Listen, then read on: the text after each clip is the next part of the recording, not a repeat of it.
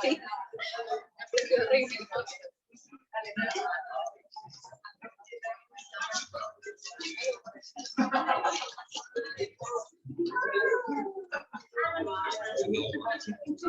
Muy buenas tardes, tengan todas y todos. Para la Licería Lata Peinada es un placer llegar a nuestra última mesa de nuestro cuarto festival y cerrar con la cereza del pastel que pertenece a Luzari Ismael y a Brenda Navarro. Este festival no sería posible sin todo el esfuerzo que hacen todas las productores por venir a nuestra sede, tanto de Barcelona como de Madrid, e incluso una mesa que este año implementamos en el Gabriel García Márquez. Y todo este trabajo, toda esta gestión, toda esta logística no sería posible tampoco sin el trabajo de y el auspicio de nuestros patrocinadores, dentro de los que se encuentran Casa América Cataluña, las bibliotecas de Barcelona, Sexto Piso, Anagrama, Alfapara y el Ayuntamiento de Barcelona. Entonces, bueno, sin más, quisiera que recibamos a nuestras dos autoras de lujo con un aplauso para conversar, para empezar.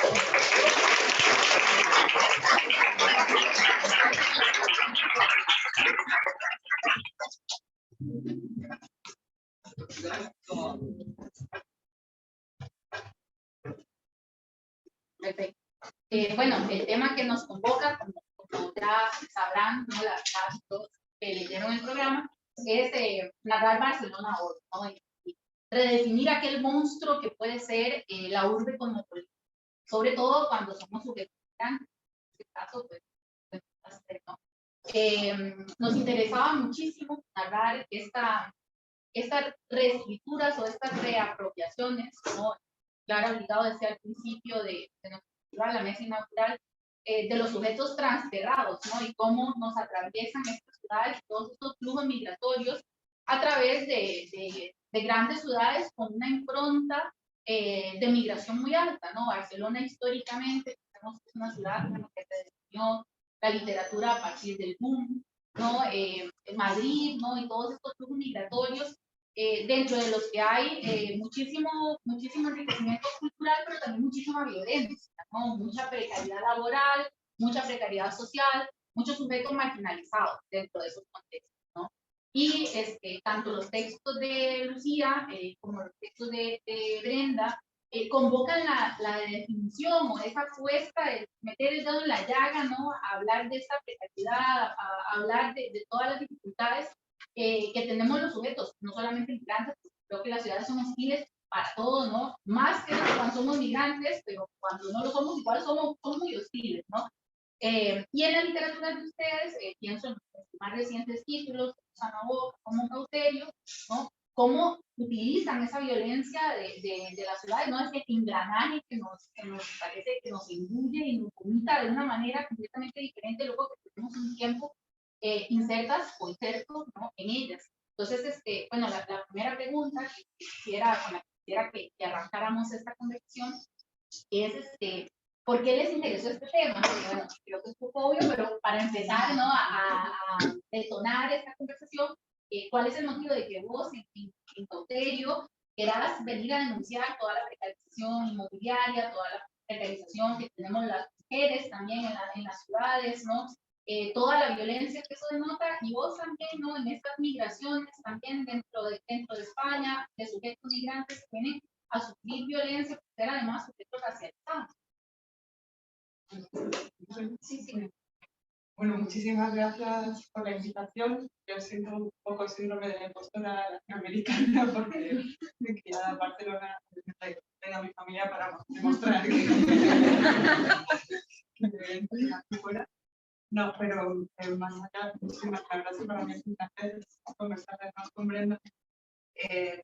Y acorde con tu pregunta, yo Cauterio, la concepción de la novela tiene que ver con Barcelona porque es una ciudad que yo habito y he habitado mucho, mi ciudad, pero sobre todo me parecía que para narrar la mente un poco fragmentaria del personaje contemporáneo, sin nombre, era muy necesario mostrar cómo nos afecta la ciudad vivida, que es tan distinta a la ciudad publicitada, ¿no? El lenguaje narrativo, sobre todo municipal y municipalista, que tengo que decir, pese a los cambios políticos, es bastante continuista, esta idea de la mejor ciudad del mundo, ¿no? La Universidad de Aragón, con todas sus dificultades y diferencias,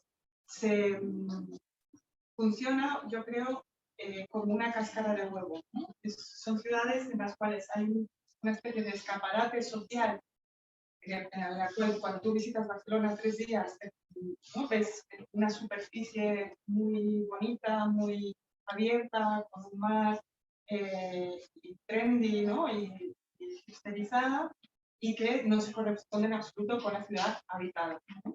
Como porque precio del suelo, las diferencias entre barrios, la violencia estructural y, por supuesto, yo quería tratar la violencia inmobiliaria que de manera personal, que en cualquier estadio más o menos de precariedad, cuando te quedas sin piso, todo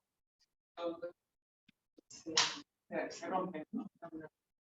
Y para eso, utilizar el mapa era una manera muy interesante para el personaje. Es un mapa sentimental, pero también es una manera de narrar la ciudad más allá de este, insisto, lenguaje que los barceloneses nos hemos acostumbrado a que esté superficialmente y que choca profundamente con lo que uno dice, ¿no? Con lo que uno dice. Yo retomaría el tema, pero quiero hacer un breve paréntesis. Gracias por venir con esta humedad especial. Lo agradezco un montón. Y yo me siento un poco así paralizada porque yo publicité lo de la peinada y todas mis amigas, pero qué guay. Y no entendía yo exactamente, o sea, sí lo entendía, pero no fui consciente del ropa que tiene Lucía. Así que gracias por venir y soportar la humedad conmigo. Pero retomo el hilo que dice Lucía sobre esta ciudad como un espacio escaparate, porque justamente ahora que venía para acá, estoy alojada en Aragón, que es donde yo viví cuando vivía acá en Barcelona, 100 números antes, pero tal cual. Y pensé, es que de verdad Barcelona es una ciudad muy linda, ¿no? O sea, cada que vuelvo pienso, es muy linda esa ciudad. Pero luego me acordaba y lo hablaba ahora allá fuera con Lucía, pero por ejemplo en la Eixample, están estos edificios que son viejísimos, ¿no? Que además fueron construidos para que la gente que vive en las montañas no bajara a la playa, y no son edificios habitables como tal, ¿no? Y ahora pues tenemos que vivir ahí, las personas que tienen que vivir ahí, con todo lo que eso implica, ¿no? Con la precariedad además estructural, no tener ascensores, los drenajes horribles, ¿no? Y cobrado a precio como si eso nos fuera a pagar nuestra pensión, que no nos la va a pagar, ¿no? Pero pensaba en eso, cómo este escaparate tan lindo esconde algo tan duro y tan fuerte allá atrás, ¿no? Y que se queda justo en la oscuridad, como estos edificios sin ventanas, que es algo que como mexicana me voló la cabeza, ¿no? Como puede haber un edificio, un apartamento sin ventanas, ¿cómo ocultas todas estas cosas en pos de qué, ¿no? En pos de ser la ciudad, como tú bien decías, que desde Latinoamérica veíamos como en donde se pudo producir este encuentro, digamos, lo de literaturas diversas, de voces diversas, y ya cuando se vive acá, te das cuenta de que fuimos engañados, ¿no? Como dices, también hemos sido engañados en el sentido de que nos están haciendo sostener estos escaparates. Y yo pensaba, y casi que le reboto la pregunta a Lucía para seguir conversando, justo en la novela de Inmobiliaria, y de cómo además ella lo plasma muy bien con una venganza, que a mí me encanta, ¿no? Pero en el caso de mi novela, termina siendo esta violencia inmobiliaria, que creo que voy a seguir anotándolo acá, Lucía, porque creo que es el problema de nuestro tiempo, ¿no? Ese es el problema, que todas las personas que estamos acá, no sé cómo vamos a resolver, pero lo tenemos que resolver, ¿no? Y pensaba justo en de qué forma podemos transmitir que afecta tanto a personas que pueden tocarle los cojones a su pareja porque la trató mal, pero también a mujeres, especialmente mujeres precarizadas que están cuidando a estas personas que van a morir, que van a dejar esos pisos además a personas un poco de nuestra edad y que van a seguir perpetuando ese modelo de especulación, ¿no? Y el modelo de especulación, digamos, de ciudad, de vida, es lo que está haciendo que todos vivamos de la misma manera, ¿no? Sí, o sea, yo creo que es fundamental esto que dicen ambas. Bueno, primero, una cuestión de la identidad que me parece muy simplar esto, ¿no? Vos decís, vos sos barcelonesa, tenés una herencia latinoamericana, vos sos latinoamericana, pero te fijas que me imagino que atraviesan esta identidad de cruce, ¿no? De que están acá, pero tienen una herencia allá. O sea, es muy importante cómo atraviesan, ¿no? Estas temáticas de la migración, cómo atraviesan nuestras identidades, ¿no? Y cómo es algo que es político, que es lingüístico también, ¿no? Cómo nos atraviesa el cuerpo, ¿no?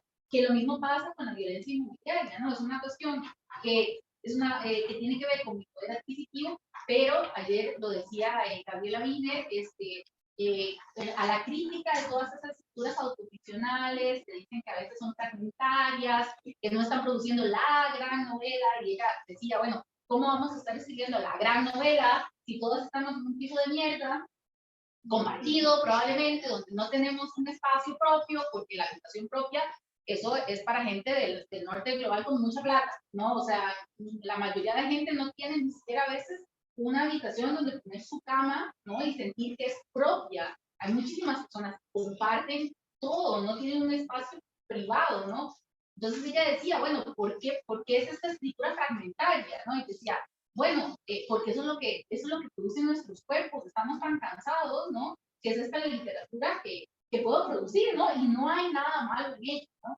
Y esto lo digo con eso que están diciendo, porque toda esa violencia inmobiliaria, en los textos de ustedes, me parece que están bien plasmados, esa violencia que también se vuelve una violencia de género, ¿no? Cuando vos sos una mujer que no tiene poder adquisitivo, que además está en un engranaje patriarcal colonial, ¿no? ¿Cómo te insertas ahí? Y a partir de ahí también sos violentada, no solamente socialmente, no solamente con tu pareja, sino también que no tenés ni siquiera un espacio digno en el que te sientas protegida, ¿no? Porque al final eso es lo que debería hacer la casa. ¿Qué pasa cuando esa casa no es ese lugar seguro, ¿no? Citando a Lidia Teroa, ese texto maravilloso de buscar lugares seguros donde las mujeres nos estamos realmente en un lugar en el que nos sentimos protegidas? ¿Qué hacer cuando eso es prácticamente una quimera, ¿no? Que es lo que tratan de crear sus textos, ¿no? Sí, ahí yo quisiera contradecirte un poco, pero solo para la discusión. Y sin embargo sobrevivimos, ¿no? Y sin embargo estamos aquí, nos queremos escuchar y generamos conversaciones, nosotras, nosotros, otros.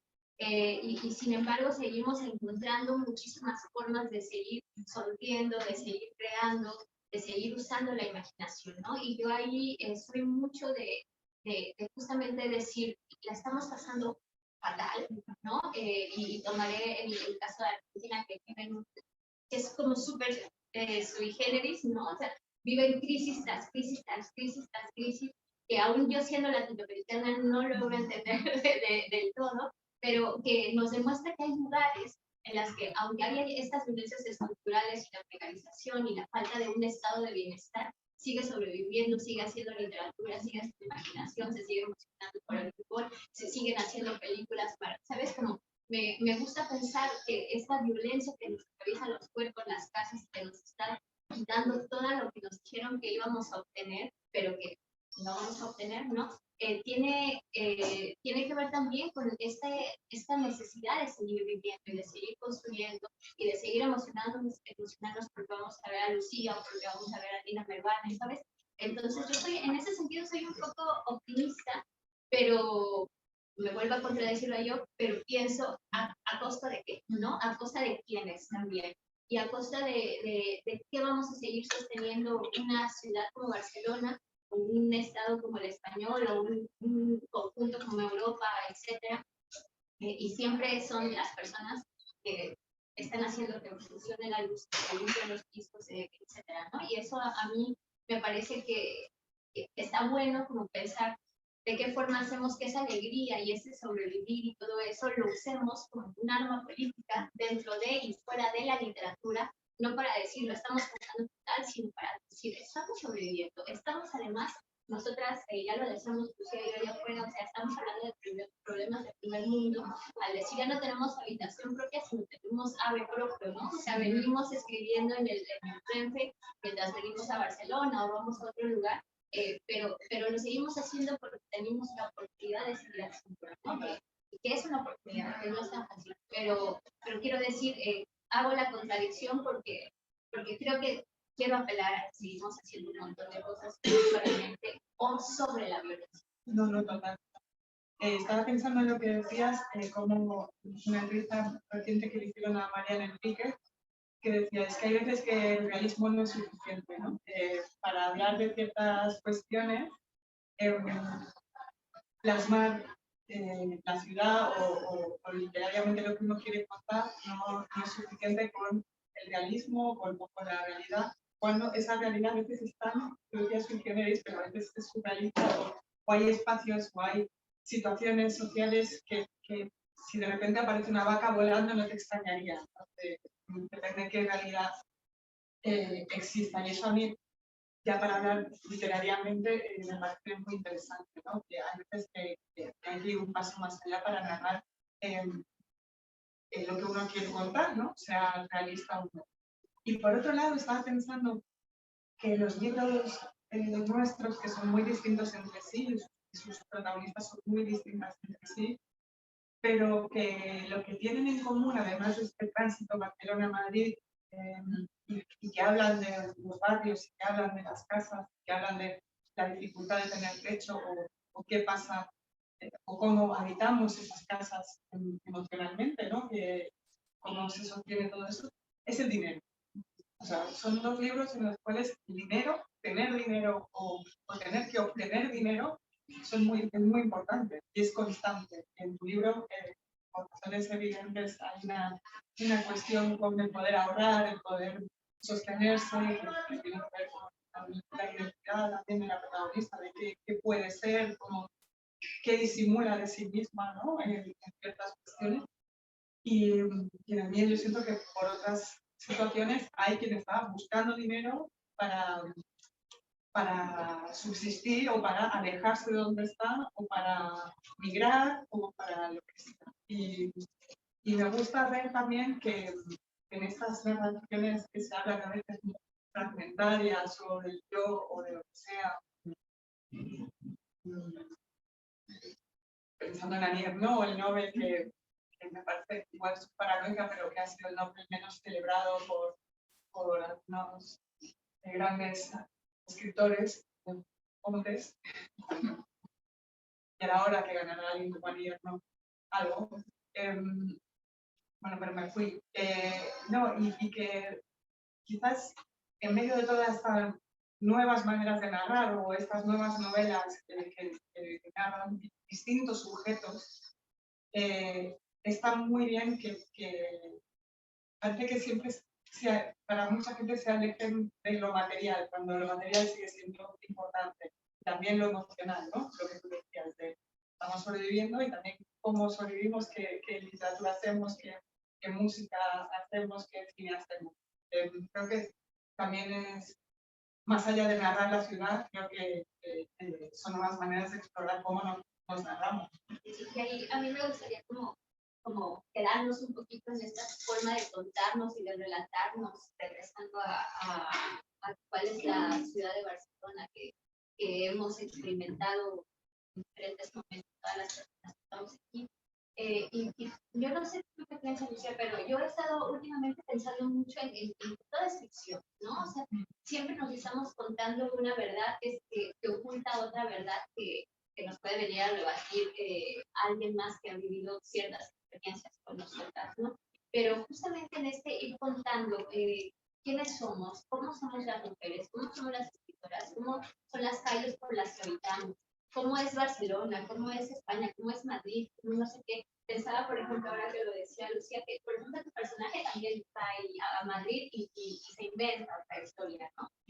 Y a mí eso me parece buenísimo, ¿no? Como apelando a la imaginación, al crearnos historias, a crear diferentes narrativas, en el sentido de que de pronto el mundo, con la crueldad que tiene, nos mete en espacios concretos en los que solamente puedes estar acá, ¿no? Es decir, tú, por poner un ejemplo, ¿no? Como tú, mujer blanca, europea, puedes meterte por acá, pero tú, persona árabe, no sé qué, solamente en este espacio, etcétera. Pero ¿cómo es mediante la ficción y mediante estas otras formas de querer narrarnos a nosotras mismas, como reinventarnos a nosotras mismas, es que podemos ir generando grietas mediante el lenguaje, mediante insisto, la imaginación, para fragmentar esto que nos están diciendo que es inamovible, ¿no? Porque yo de pronto lo que siento es que ya la narrativa oficial nos dice, no, el cambio climático, nos vamos a morir todos, esto se va a acabar, mejor ya no tengan hijos, ya confórmense con lo que tengan, todo es horrible. Y eso, por supuesto, te genera un miedo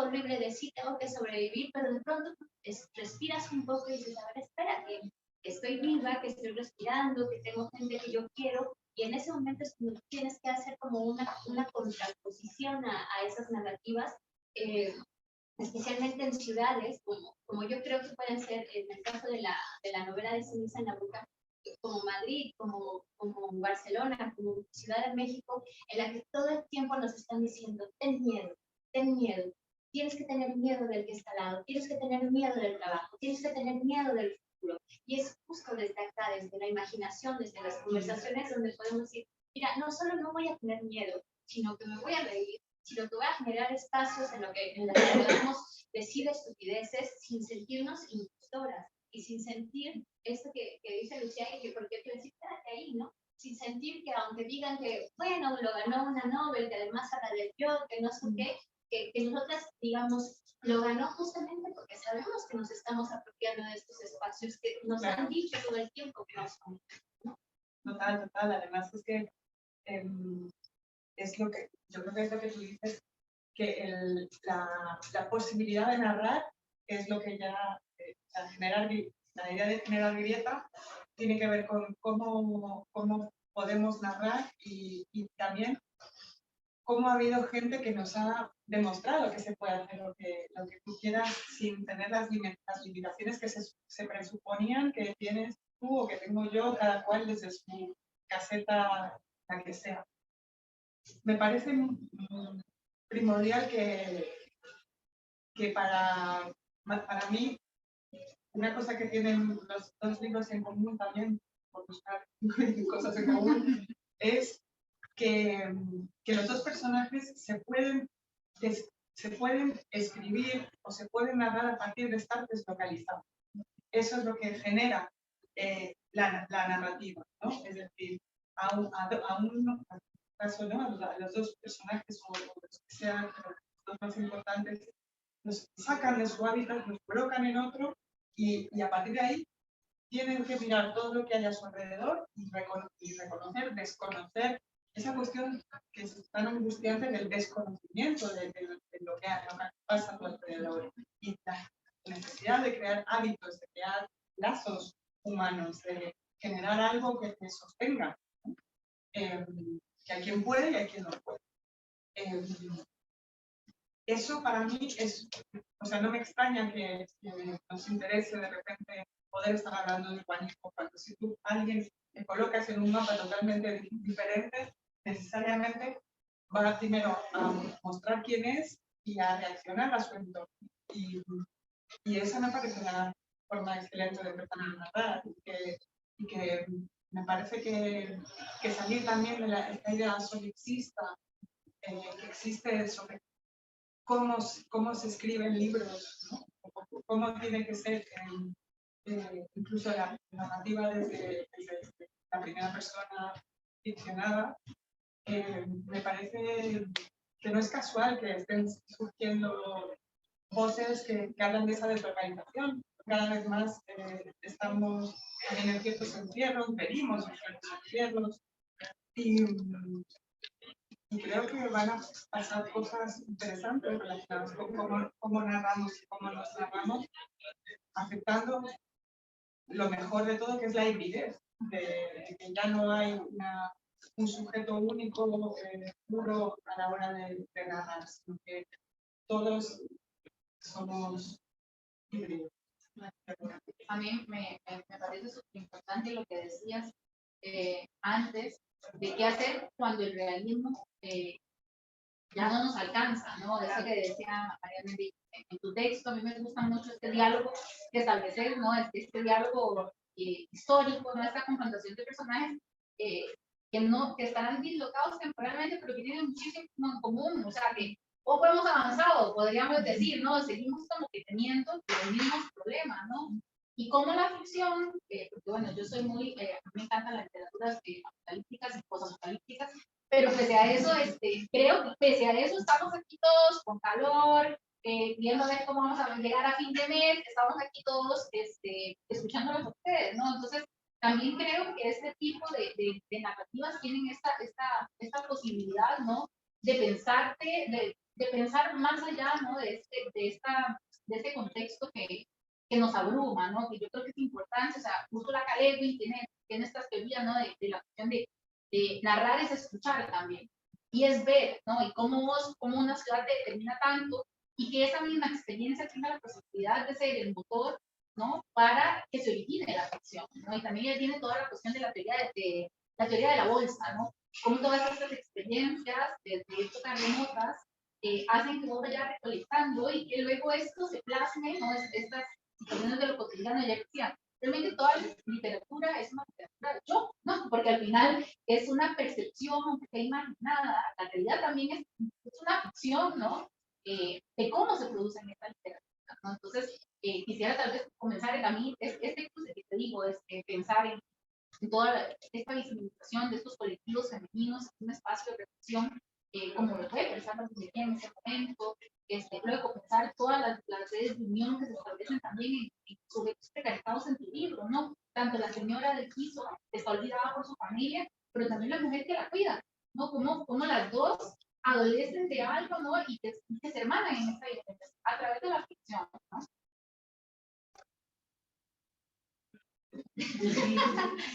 Es que me lo pones cada vez más grande.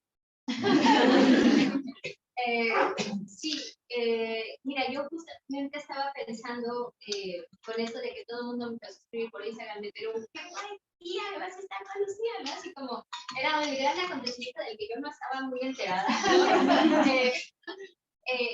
Hubo algunas personas que me preguntaron, ¿por qué les juntaron? ¿No? Ustedes dos, tienen que hablar ustedes dos. Y yo pensaba, ¿y por qué no? ¿No? O sea, exactamente ¿por qué? Porque Lucía entra más como del imaginario de española, no sé qué, yo tengo que seguir hablando de los únicos temas de los que pone la etiqueta de latinoamericanos, es decir, o sea, me lo preguntaba, porque yo antes no me lo había preguntado, no era como claro, además de conocer a Lucía, todo muy bien, nos llevamos muy bien, y de pronto eran estas cosas como desde afuera de decir, qué raro que tú que hablas de la capitalización de los latinoamericanos vayas a hablar con Lucía, que además su libro es un poco más como de feminismo blanco, ¿no? Yo decía, justamente cómo nos empiezan a narrar desde afuera, no sé qué, quiénes tenemos el derecho de hablar con quién o quiénes tenemos la oportunidad de estar hablando para qué circunstancias y de qué temas, ¿no?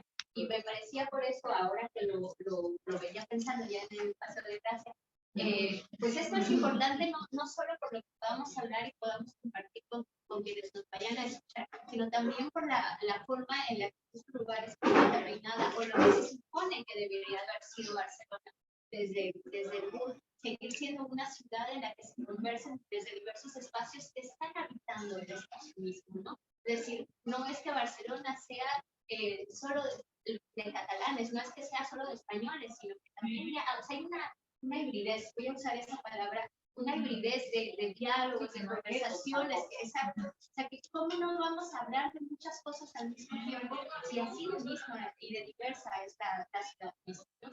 Entonces, o sea, te digo que nos lo pones cada vez más grande porque nosotras queremos bajarlo a la literatura, pero tú nos lo subes un poco más allá. Y yo creo que hay que empezar un poco con eso, ¿no? Como hacer que sea más normal. Yo se lo digo a amigas editoras como, oye, vas a presentar a esta escritora mexicana, me encanta, yo la presento, pero invita también también a una escritora española, que se dialogue, porque si no, entonces van a terminar siendo como, van a hablar de mexicanas, pues solo los que estamos interesados en México, ¿no? Van a hablar de colombianas, bueno, pues, ¿sabes? Entonces es como, pues podemos invitar a Lucía a una cosa que, es más, voy a decir a Lucía que presente quizá la boca, alguna cosa así, ¿no? Y yo pueda presentar su libro, porque es justamente, el libro entiende esas barreras de quién puede hablar de esto, cómo hablarlo, que es para lo que estamos en realidad, ¿no? Y para lo que yo quiero leer caso de este.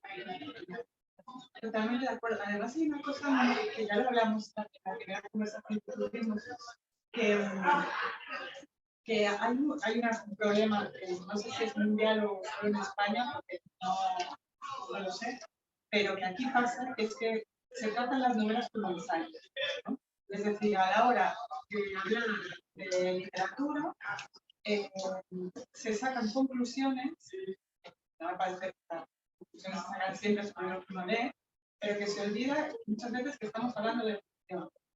Y muchas veces nos encontramos por eso en mesas donde la Twitter pone con escritora latinoamericana que habla de precariedad, en este caso, y las problemáticas de precariedad, y me ponen mujeres y literatura española, disfrutamos. ¿Qué hacen las mujeres en la literatura? Mujeres de mujeres y ciencia, ¿no? Como esas cosas absurdas.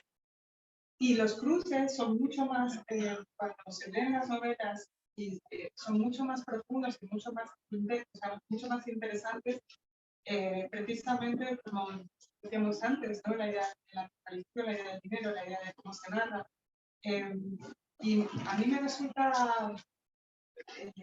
a veces descorazonador ver como hay pocos espacios de riqueza como este, entonces donde siempre te intentan hablar de lo mismo, asumiendo que tú eres un tipo de escritora que creo que lo que decías es que hay que hacerlo, o sea, hay que crear, nosotras tenemos que crear esos puentes y esos vínculos, porque si no, siempre están esas pequeñas cajitas donde mi libro, lo hablamos la primera vez, me sorprendía mucho que una crítica que veía era que no tenía nada que ver con los temas de clase, ¿no? Cuando para mí es un libro que trata las cuestiones de clase, las cuestiones inmobiliarias. Así es que lo cuenta una persona que forma parte de un estrato privilegiado, pero no por eso no están ahí las cosas. Y que no hay que hay que pasar el camino.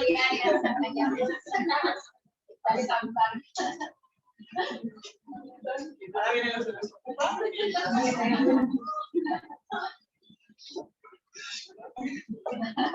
Pero eso, hay que contrarrestar, hay una especie de historia oficial, crítica oficial de lo literario, para poder ser más libres a la hora de narrar y incluso a la hora de poder explicar lo que se hace y a la hora de poder conversar y hablar, porque es un lugar mucho más abierto que el círculo literario o la calidad literaria o el círculo migrante de la literatura.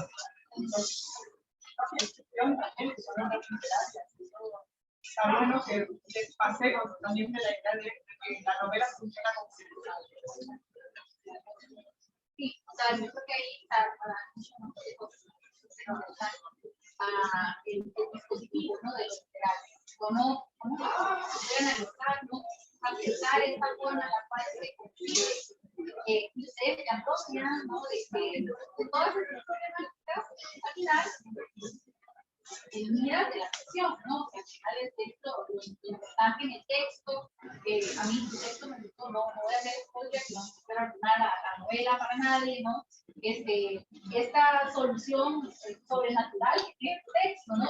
Cuando es una obra escrita, porque es decir, es política, yo sigo clases ahí, o sea, es una precariedad, pero tiene una solución que va hacia lo sobrenatural, ¿no? Entonces, me parece interesante esa mezcla. Ayer también hablábamos de cómo ciertas voces autoriales están incluso ensanchando estos predispuestos que tenemos de género literario, ¿no? De cuando si me dijeran a mí, o sea, yo soy librera, ¿no? Y tengo que lidiar con eso día a día, la cuestión de que me dijeran, bueno, la novela es realismo, ficción. Es de todo, o sea, ¿no? ¿Por qué tener que etiquetar, porque hablas de una violencia inmobiliaria, porque hablar de esto? ¿Por qué no puede ser? También tiene que tener un elemento sobrenatural, ¿no? Y creo que eso, estas literaturas contemporáneas, están desafiando mucho la cuestión genérica, no de género, ser hombre, no, sino genérica literaria, ¿no? Cómo estamos viendo más allá. Y yo creo que por eso también se hacen estas discusiones en torno a que un texto se pueda volver incluso político, ¿no? O sea, aquí me ha pasado a mí en una presentación que hace una lectura completamente política y la autora dice, la verdad es que no me pasó a mí, o sea, no es que todo lo que yo estoy narrando me pasa a mí. Y también sería curioso pensar, ayer lo decían también, las ponentes, ¿no? Decían, ¿por qué casi siempre que es una autora la que narra esas historias? Es como, es que a vos te pasó, ¿no? O sea, ¿por qué creer que la persona que narra se hincha la boca? Vos tuviste un hermano que le pasó esto, entonces viniste a Barcelona por esta razón. O sea, todos estos juegos, ¿no? En los que nos enredamos, las personas, cuando nos atrevemos a inscribirnos en los derechos de la acción, ¿no? Sí, ahí voy a hacer un paréntesis porque creo que es idóneo contar lo que dijimos. Me hablaron hace unas semanas para un programa de la Biblioteca Nacional de Argentina, que era un programa en la que cultural y entrevistaron justamente a Gabriela Wiener y luego a mí, ¿no? En el mismo programa. Primero fue Gabriela, que claro, habló de Hueco del Chato y hace la producción y no sé qué, ¿no? Y entonces ya entra conmigo y él dice, esta novela que no es una solo novela, es un testimonio, que no sé qué, ¿no? Y entonces yo así, no, fíjate que sí es novela, que esto no me pasó a mí. Muy bien, pero y entonces tu hermano, y entonces era como, o sea, literalmente la gente ve y quiere hablar de lo que quiere hablar y lo mete dentro de su visión, ¿no? Pero me parecía como justo muy interesante, siempre me lo dijeron cuando yo entregué el texto, alguien que tuvo que trabajar conmigo en la edición del libro, esto te pasó a ti. Es como, ¿por qué todo exactamente tiene que ser? ¿Y por qué no se lo preguntan a los autores? Que yo estoy segura de que cuando un personaje se hace una paja, es él haciéndose una paja, ya no le andan preguntando esas cosas, ¿no? A él no le dicen, oye, ¿y tú sabes? O sea, me parece que hay un sesgo muy tremendo que también tenemos que ir pensando. Diría que incluso sin enojo, empezar a burlarnos un poco de esa posición, ¿no? Como de, ¿tú crees que esto me pasó a ti? Sí, me pasó a mí. Y entonces empezar a irnos un poco como a lo mágico y decir, me pasó y no sé, ¿sabes? Como empezar a crear una narrativa que también nos descoloque, porque creo que es la única forma en la que le podemos hacer frente a estos cánones tan estrictos y tan rígidos que nos siguen imponiendo las visiones de los hombres en realidad, ¿no? No voy a decir que ni voy a meter cizaña ni voy a hacer groserías, pero por ejemplo yo leí un tuit sobre la novela de Lucía que decía algo así como, le echa ganas. Y decía, ¿cómo puede ser? ¿Qué lo mato? Una novela que puede haber dicho lo que sea, y es como, es una escritora que le echa ganas, ¿no? O sea, este menosprecio a lo que escribimos las mujeres me parece de vamos a contrarrestarlo, no enojándonos, sino burlándonos de sus visiones tan absurdas de ver la literatura. Sí, y de la concepción que siempre aparece. Yo creo que lo que esa identificación con el yo en la novela tiene que necesariamente ser el yo de la autora. Yo creo que construí un personaje del siglo XVII puritana inglesa solamente para que no me pudieran preguntar si era yo. Sí, sé narrar cosas de otras personas que no necesariamente, pero es constante, ¿no? Y si todos cuentan la misma historia, y en cambio, meterlo candidatos, ¿no? Al mejor escritor. Y es verdad, igual, busquémonos, es mucho más divertido que hablar de quejarnos. Se descolocan, no saben qué hacer. Además, yo lo he pensado mucho. Echa ganas. Exacto. Yo lo he pensado mucho porque mis historias no son, digamos, graciosas, ¿no? Por decirlo de alguna manera. No he encontrado, y lo deseo con mi ser, encontrar una forma de burlarme de cosas que sí que sea para que nos ayudar todas las personas. Que ahora mismo, justo en estas narrativas tan catastróficas, tenemos que buscar la risa, una forma de enfrentar al poder, porque constantemente de nosotros. Y nosotros hay que devolverles con mucha risa sus burlas y dejar de decirnos, como el rey está desnudo, estás desnudo, tápate, ¿no? Y tápate incluyéndonos de las miserias. Apelo muchísimo a la risa, a ver qué tal en la ficción, pero al menos como persona, apelo mucho a reírnos y burlarnos del poder y de estas del tiempo, e incluso de la construcción de las ciudades, ¿no? Como volviendo un poco a Reino sí, que Barcelona es la ciudad más del mundo, porque está Buenos Aires, porque está Bogotá, porque sabes, como hay tantas, porque todo lo que tiene que ser literario tiene que pasar en Barcelona, ¿no? O sea, ¿por qué focalizar siempre? ¿Por qué todas las cosas de la industria editorial española tienen que pasar por Madrid? Que no se descentraliza. Hay un norte, hay un sur, o sea, hay lugares tan importantes en los que no podemos tener este tipo de conversaciones porque hay una centralización de las ciudades, en las que además te dicen tienes que ir y aspirar a querer ser lo que estas ciudades te dicen que tienes que ser, ¿no? Pues es complicado ser lo que nos piden las ciudades.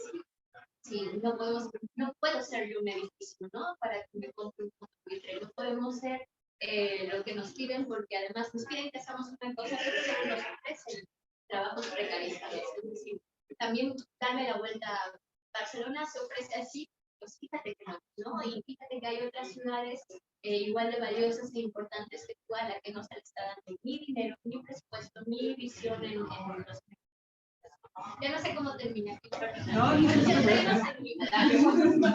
No, pero estaba pensando en lo que decías sobre el humor y es verdad que no es un libro que tenga, pero sí tiene una tremenda ironía. Cuando yo, por ejemplo, el personaje de Tom Tomás, me parece que su manera de entender, sin desvelar muchas cosas, cómo tiene que ser una buena migrante, es muy revelador del tipo de novia que él puede tener, el tipo de novia que es inaceptable. Y ahí hay una carga que es verdad que no es humorística porque es dolorosa cuando lo lees, pero que está ahí casi, está ahí al límite de pensar, wow, o sea, es muy potente eso en ese momento y no sé, y estaba justo pensando en tu libro en eso, como sí, lo que dices de las ciudades hay que tiene, o sea, este lenguaje, como que estábamos diciendo, institucional, que cala y que evidentemente contrastamos desde lo literario, tiene muchísimas vías y pensaba justo en cómo ya no diría en Latinoamérica, porque es que en cada país los libros viajan muy poco. Es uno de los grandes problemas que tenemos y por eso es una suerte que exista la Tarrainada aquí y en Madrid también, porque los libros no se publican en otros países. No puedes leer a autores de Bogotá, autoras venezolanas, autoras ecuatorianas con tanta facilidad. Con mucha suerte viajan una o dos y creo que hay que fomentar encuentros entre la gente porque muchas veces acabamos hablando de libros de Barcelona, Madrid o de Ciudad de México y hay un enorme solipsismo literario, ya te diría, que en cada país es muy difícil que nuestros libros viajen y a veces acabamos intercambiándonos libros entre autoras cuando vamos a algún lugar, tenemos la suerte de poder viajar a un sitio y conocer obras que si no, no viajan. Y quizás es también una manera de ver qué otras literaturas se están haciendo y fomentar estos encuentros porque a mí me resulta terrorífico. Por ejemplo, Manuel Puig se está reeditando ahora después de cuántos años. Es Manuel Puig y aquí nadie le conoce. Nadie. Y fue candidato al... No,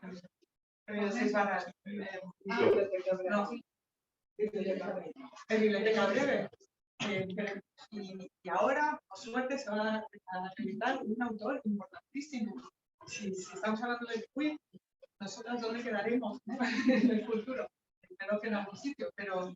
En la Tarrainada. En la Tarrainada. O Mariana Enrique lo decía en una conferencia que dio en Ciudad de México, ¿no? Ella decía ayer que ya tenía una carrera literaria en Argentina. Ese no fue sino hasta que llegó Anagrama que pudieron mis libros ser leídos en otros lugares. Y miren ahora dónde está Mariana, ¿no? Es decir, estas barreras y fronteras y etiquetas de la industria editorial que hace que escritoras del talante de Mariana Enríquez hayan tardado tanto en conocerse en otros espacios, porque hay una ceguera editorial en querer encontrar nuevas cosas, ¿no? Yo entiendo que además ahí, pues sí, está precarizado el mundo editorial y etcétera, pero eso de querer solo apostarle a lo que vende en el momento y no justamente en el juego, se le ve cuánto tiempo ha tardado en llegar a España, ¿no? O sea, hay tantos casos de historias que pueden ser tan trascendentales y que yo siempre pienso, no sé si se acuerdan de este documental de Sugar Man, ¿no? O sea, de cómo un tipo que vivió además en la pobreza logró casi con su música generar una revolución en Sudáfrica y él jamás se enteró. O sea, así de importante es la imaginación, así de importante es la creatividad y el arte, que puede generar que alguien lejísimos en otro continente mueva algo y ese mueva a otra persona y así una cadenita, ¿no? Pero eso no sucede justamente porque tampoco es bailarín, ¿no? O sea, saben a quién vender y a quién no vender y en qué momento venderlo, porque, insisto, hay que insertarse en esta narrativa que todas nosotras vamos a gritar viéndonos, oyendo de forma semanal o viendo a la empinada o, ¿sabes? Como tratar de reírnos de Barcelona, de Madrid, de Estados. Incluso estamos hablando de autores de grandes urbes. Urte es argentino. Tenemos la literatura argentina, o sea, su mercadotecnia hace que pueda salir un poco más. Hay otras periferias realmente no consideradas, incluso lo que pensamos que es la literatura argentina, fuera de Argentina, ¿no? ¿Cuánta gente del norte argentino te dice, yo no me identifico con esta literatura porteña, ¿no? Como un autor del norte o del sur de Argentina, acá no llega, ¿no? Como un autor mexicano que no sea de Ciudad de México, no tiene acceso, o que pertenezca a colectivos indígenas, colectivos sexodisidentes, colectivos racializados en general. ¿Cuánto de eso está llegando acá? O sea, cuando decimos, estamos llegando, ahora esta frase de, ¿no? El mundo latinoamericano es femenino, ¿no? Yo creo que hay que pensar, bueno, ¿qué voces están gritando? ¿Con qué intención? Porque todo esto es una cuestión de mercado, ¿no? Y qué voces están quedando silenciadas también ahí. Y yo creo que es ahí, esa grieta en la que estamos tratando de nadar, ¿no? Todavía falta mucho por discutir en ese aspecto, ¿no? También es que hay que señalar que, al menos desde mi punto de vista, el boom latinoamericano contemporáneo existe porque ha existido un mercado anglosajón que ha decidido traducir a ciertas autoras. Es decir, no es solo en el caso de Mariana Anagrama, tenemos el ejemplo también de Gabriela Cabezón Cámara, exactamente, Ojeda, que han sido candidatas al Booker por primera vez en la historia, ¿no? En otras lenguas que son la lengua española.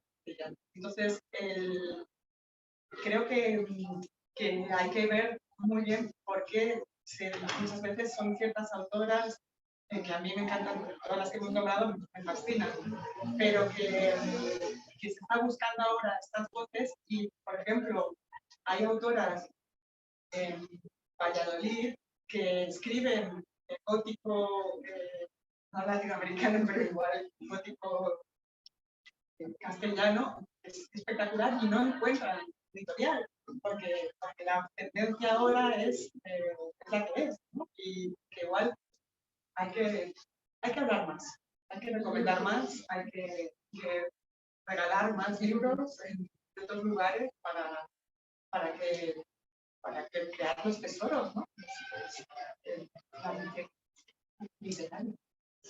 Y también, o sea, porque no me lo van a creer, pero de verdad en México no tenemos pocas escritoras españolas contemporáneas, ¿no? O sea, Andrea Abreu, que es Andrea Abreu, tuvo una muy decente situación en México, ¿no? Que digamos que México es como el país donde aterrizan para ver cómo va a llegar a América Latina. Apenas hizo ruidito, ¿sabes? Y ya ni te pregunto de otras autoras contemporáneas españolas y que tienen la percepción de que sí, es como, no, o sea, si tú vas a las librerías, hablas con la gente que lee libros, no están muy enteradas de qué está pasando acá tampoco porque lo que llega ya son hombres moros, ¿no? Ya consolidados, que tampoco le dicen nada a las nuevas generaciones.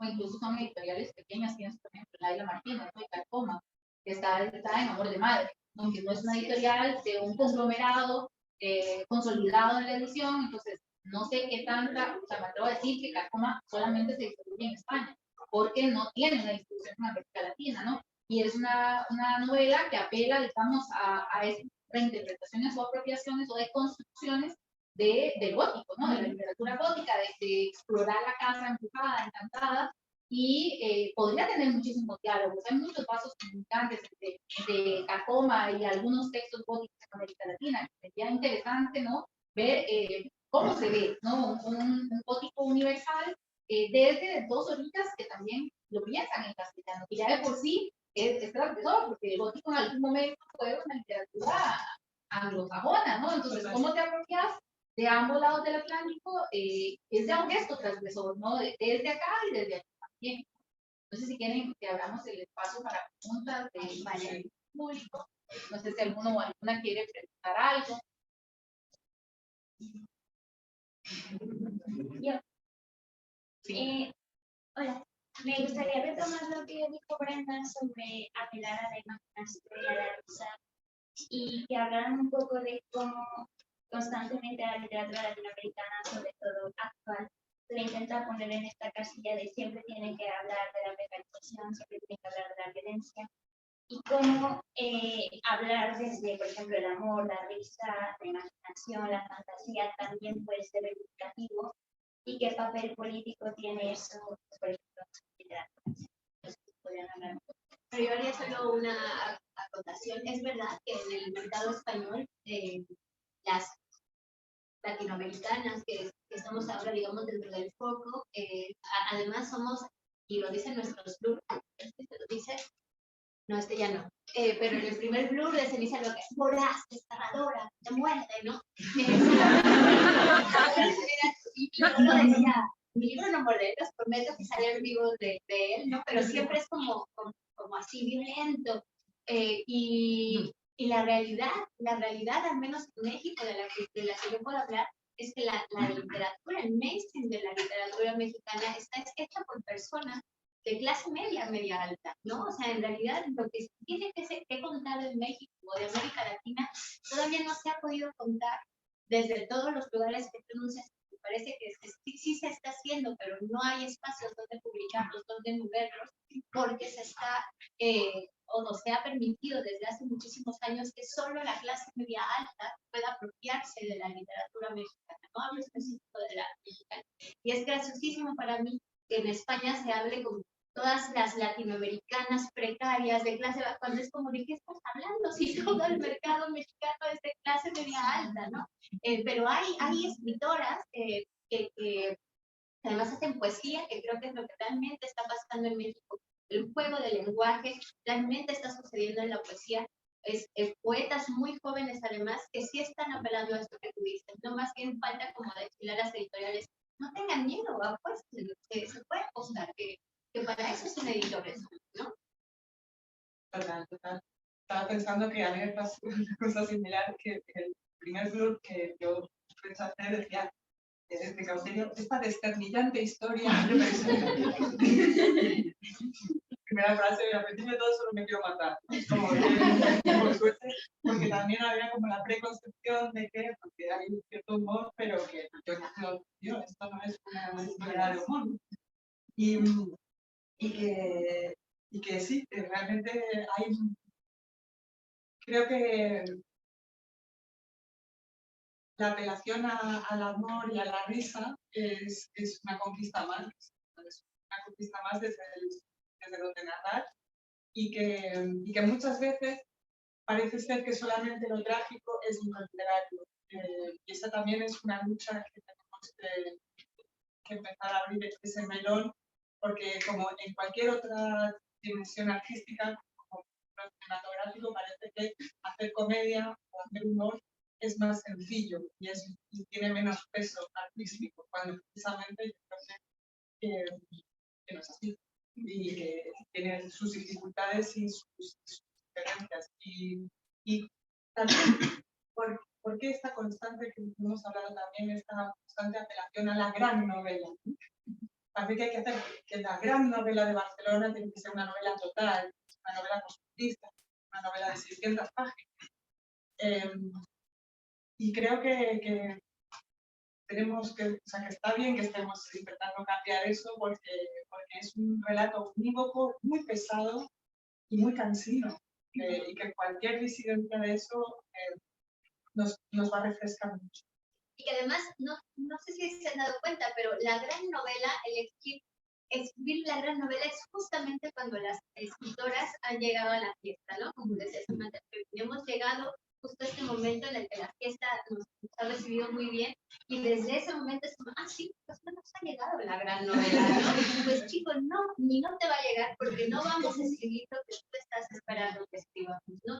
Justamente por eso es que llegamos nosotras, porque las lectoras que ya se han dado cuenta además de que tienen poder y palabra para decir no quiero leer más esto, quiero leer otras cosas, están utilizando esa voz misma, ¿no? O sea, en mi caso particular, o sea, yo estoy aquí sentada hoy gracias a las lectoras de mi primera novela cuando estaba en PDF, ¿no? O sea, cuando ellas exigieron que estuviera en impreso, cuando ellas decían, tienen que leer esta novela, ahí fue cuando el mercado editorial, no, me volteó a ver, ¿no? O sea, entonces, ahí el poder de las lectoras es lo que está haciendo que cambien, y las lectoras no están esperando la gran novela. Las lectoras están esperando historias de imaginación, ficción, autoficción, lo que sea, ¿no? Esto que tú decías y que creo que suena muy lindo porque tú dijiste que en la mesa inaugural Clara Obligado está hablando de estos territorios. Clara Obligado lo decía con su casa lejos de casa, ¿no? Que para mí es un gran libro. Este libro es transgénero porque no es ensayo, porque no es novela, porque no es autobiografía, porque es simplemente un libro, ¿no? Y estaría buenísimo que en futuros festivales en los que vamos a seguir sentadas, Lucía y yo, aunque crean que no tenemos nada que ver, podamos hablar de qué importa lo que es un libro y nos está interpelando como lectoras y como escritoras y como libreras y como no libreras y quienes no nos han leído y digan, a lo mejor sí quiero leer esto, que quién sabe qué es, pero es un libro que está ahí. ¿Alguien más? Yo quería hacer una pregunta, no sé cómo voy a hacerla porque estoy pensándola y todavía no la tengo muy bien. Claro. Pero tiene mucho que ver con lo que habéis dicho, ¿no? Respecto a Latinoamérica, Europa y cómo se mueven los libros de un sitio a otro. Me parece muy interesante cómo llega un libro a un editor o una editora, generalmente editoras. No siempre llegan. Hay pilas, pilas y pilas de libros y hay libros buenísimos que no llegan. Porque no interesa, simplemente porque igual el nombre es femenino, ¿sabes? Es como, no, ahora no queremos esto, ahora no queremos lo otro. Y es curioso que, pues lo que habéis dicho de Pedro Lernueve, o por ejemplo, Tim Olsen, pensando en, estoy de repente como con catálogo de las primeras unidades, cómo se está rescatando ciertos tipos de libros que son muy importantes, que no llegan aquí. ¿Por qué? O sea, ¿quién decide, no? El blues, ¿quién decide que esto sí que va a vender o que no va a vender? Es como, no sé, perdón, no tiene ningún tipo de pregunta, es una, no sé qué estoy es que el otro día estuve en una lectura que están haciendo la Gabriela García Márquez sobre literatura norteamericana. Y el primer libro que vimos fue de Brema. Y una de las primeras cosas que hicieron fue decirlo de un libro PDF, no tenía ni idea. Y me quedé con la boca abierta y pues, claro, no da igual. O sea, el hecho es de que hay un montón de libros y de gente escribiendo y luego cuesta llegar a la industria. Eso es lo que, o sea, ¿cómo creéis que llegan, o que pueden llegar más libros, sean reivindicativos sin tener que pasar por todo el proceso de encontrar una gente? Estar en una fiesta en la que coincidas casualmente con alguien que diga, chica, vamos a hablar. ¿Cómo se consigue llegar ahí? Muy difícil. Pues esto es como la mano invisible de la economía. No sabemos quién es esa mano invisible porque es un gran melón, ¿no? O sea, y abrirlo tendríamos que sentar a libreros, a editores, a escritores, a traductores y todo el mundo se echaría la velocidad y nadie sabría exactamente quién, porque también es verdad que las editoriales pequeñas no tienen tiempo yo no, a veces no tengo tiempo ni de leer los libros que yo quiero leer, ¿no? Yo ya no me quiero yo imaginar. Yo creo que las librerías también, he conversado con libreras que dicen, es que me mandan tantos que no sé ni cuáles poner, ¿no? O periodistas que también me dicen, tengo una pila llena de editoriales que me mandan todas las novedades y no las puedo leer. Entonces, yo creo que hay ahí como esa mano invisible de la economía en la que nadie puede ser culpable, pero nadie puede ser inocente, ¿no? Pero hay que abrirlo porque en efecto nos estamos perdiendo de un montón de libros que bien valdría la pena y que seguramente hay muchos no en esta librería, pero hay muchos que valdría la pena quitar inmediatamente porque no hacen más que gastar. También hay una cosa que es hay mucho editora que es conservador por defecto, es decir, y por eso se generan estas curvitas de, bueno, pues si ahora lo que vende es el costumbrismo español donde un niño de los años 80 me cuenta su infancia, pues no tengo ni idea, se lo he dicho por decir, no sé, de verdad, pero, o que, no sé, hay esas tendencias editoriales que hacen que pasó con los ensayos feministas hace unos 3 años, ¿no? De repente inundaban todas las mesas de novedades. Hace que se retroalimenten mucho hasta el hartazgo. O sea, como decían los humoristas, si algo funciona, lo repetiremos hasta que lo odies, ¿no? Pues no sé cuál es la manera de cambiarlo, pero sí, yo lo que sí sé es que recomendarlo es una manera excelente de que el boca a oreja funciona muy bien y también dando la barra a la gente con los editores, esto es bueno, esto es un vistazo, esto aunque tenga. Luego también creo que cada vez habría que exigir, sobre todo a quien se puede permitir tener pérdidas, es decir, no los pequeños editoriales, pero sí los grandes de ellos, apostar por cosas que si ellos no publican, no las publicará nadie, porque así se genera cantera literaria. Y hemos tenido grandes editores y editoras que han hecho eso, sabiendo que esos libros no iban a vender, pero que tenían que ser publicados porque son importantes literariamente. Y olvidarse un poco de la... Eso lo pueden hacer. Gallimard lo decía, el editor actual de Gallimard lo decía, si este libro no funciona, pero no crees en el autor o la autora, apuestas a que este libro salga. O sea, es mentira que a veces el cliente sepa lo que quiere, el cliente tampoco sabe lo que quiere y por eso cuando le llegan nuevas ofertas dice, esto está increíble, ¿no? Pero es un mal, y no me voy a liar mucho, pero es un mal en el mercado mismo de todo, lo del audiovisual también, o sea, ustedes lo ven en las plataformas, hay mierda, más mierda, más mierda, porque entonces ya les dijo el algoritmo que todos quieren ver no sé qué cosa y es como, chicos, apelar a la imaginación, a que la gente sabe contar historias, no se dejen ir por lo que dice el mercado, que es esta mano invisible que nos guía a todos, pero nadie sabe. Yo tengo una anécdota de librera investigadora, que me acuerdo que en una charla me dijo una chica, estábamos hablando de edición, de cómo llegan a autoridades centroamericanas, en mi caso, ¿no? De mi lucha, y me dijo, es que tengo amigos editores que me dicen que es que editar latinoamericanas es muy difícil, porque ya todas están publicadas. Y yo, no hay una sola latinoamericana, grandes conglomerados, o sea, no las hay. Entonces le dije, mira, y no sé, ¿por qué no le devolves una pregunta de, ¿será que es que ya todas están publicadas? Pues ¿será que todos los conglomerados tocan a las mismas puertas? Que yo sepa, hay muchísimas que están esperando ser publicadas. Y hay otros, y creo que respuestas a esto, conozco colectivos, pienso en Especulativos MX, por ejemplo, que son colectivos de mujeres que dijeron, yo estoy harta de que no me publiquen. Entonces, es una red de apoyo que es también en modo de ediciones en México, ¿no? De gente que dice, ya, yo estoy harto de esto, vamos incluso a rebatir las leyes editoriales, porque son sistemas editoriales que funcionan como por patronazgo, o sea, que vienen a subvertir el mercado editorial y que dicen, ok, no nos quieren publicar cuando hacemos nuestros pasos, ¿no?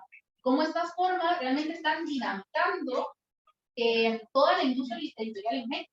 Pasa lo mismo en Chile, por ejemplo, Pasaporte Literario, los libros de la mujer rota, pienso en la COP, por allá del 2008-2009, los colectivos de editoriales independientes que ahora hacen una contraparte a la Feria del Libro de Buenos Aires, ¿no? Entonces yo creo que sí que hay espacio, ¿no? Y creo, ahí también es apelar a la esperanza, ¿no? De que no solamente, yo sí creo en la rabia, ¿no? No solo pues, creo que tenemos la posibilidad de matar desde la rabia y desde muchas acciones también, ¿no? Y que cuando no encuentras un espacio, bueno, pues hacelo, tenés las posibilidades, ¿no? Aunque sea un texto en PDF, porque luego va a tener una publicación, ¿no? Y creo que son respuestas que pueden dar contestatarias al status quo que responde al mercado editorial. ¿Alguien más? Sí, bueno. En relación a lo que estás comentando, básicamente hablamos efectivamente del mercado de las formas de máquinas. Y ahí está Diana, que sabe mucho más que yo de esto, pero más, todos estamos marketing, todos formamos parte de esa actividad. Yo desde la academia, nada,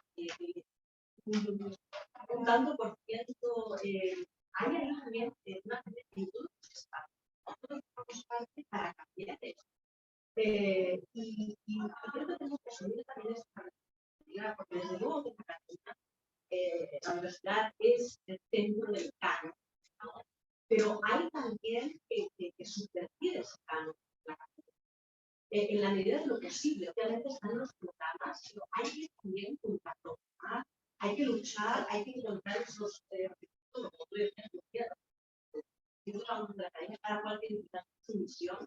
La su misión es ser un poco cumplir esta conciencia de que todos podemos cambiar de alguna manera si somos conscientes para que tomamos parte del cambio. No solo días, incluso empleando o hay parte, somos parte. Creo que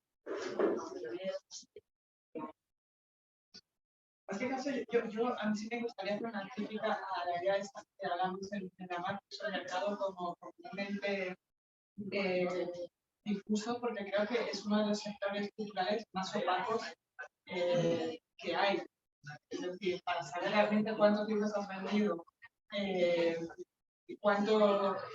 derechos tienes, si tu libro se está imprimiendo realmente o no, por dónde se está distribuyendo, no es tan sencillo. Y yo he visto casos absolutamente sangrantes. En estos casos, y que cualquiera que trate con autores o autoras lo sabe, que también habría que hacer un sindicato de escritores o de trabajadores del libro, porque es tremendo. Uno de los espacios más opacos que yo conozco. Sí. Yo me quedaría con esta idea, ¿no? O sea, vamos a hacer un sindicato de escritores, especialmente que lo oigan los hombres, porque todo. Y luego también vamos a seguir haciendo la lucha por lo inmobiliario, porque nos vamos a quedar todos sin casa, ¿no? A estas alturas nos vamos a quedar sin casa. Y casi que sindicato de escritores por la renta básica universal para todas las personas. Ya imaginamos. Yo creo que mejor que ese. Nada más decir, por ejemplo, Prole, que es una librería emblemática de Barcelona, librería feminista, tiene que cambiar de local por la especulación inmobiliaria. Entonces creo que es un lugar que simboliza las dos cosas de lo que estamos hablando, para que lo tengan en cuenta. Muchísimas gracias a todos.